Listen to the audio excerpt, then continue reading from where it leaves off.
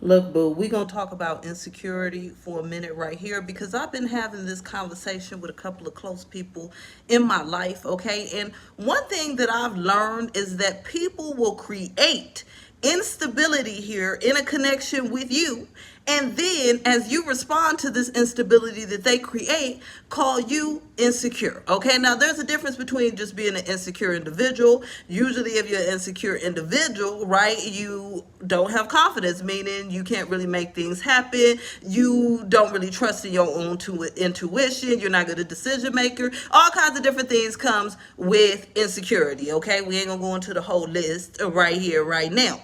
But ultimately, say you're generally a very confident and secure person. You get things done, you successful, you happy, you get what I'm saying? But then you get involved with the individual that creates instability. This is now going to trigger you and diminish your confidence, okay? And diminish your security, but it's definitely the environment that's creating that. It doesn't mean that it's you, right? So say for instance, I was telling my best friend this other day when we was on the phone, I said, girl, because we always compare, especially these guys love to say that somebody insecure, but at the end of the day, they creating the insecurity. But anyways, women do it too. I ain't blaming it just on guys, okay?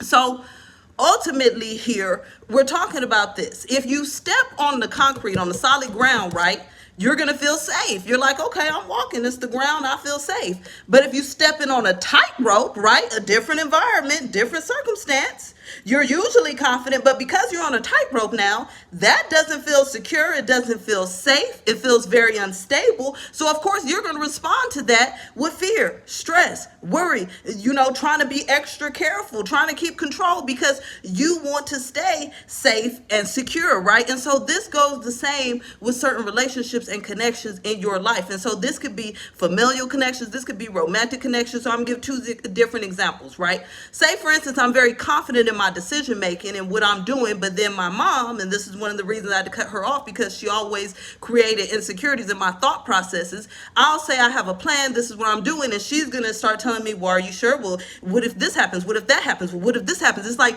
her energy is now creating the insecurity, right? Because at first I was very confident in it, right? Say you're in a relationship with somebody and first everything's going good, they're talking to you every day, everything's running smooth, you're happy, then all of a sudden they just start disappearing, not talking to you.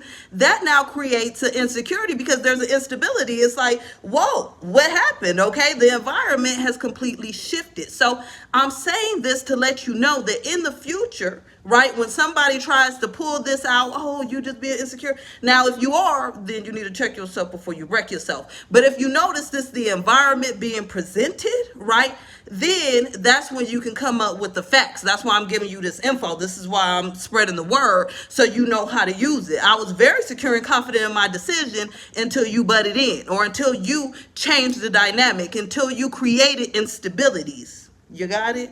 You got it, boo. All right. Talk to you later.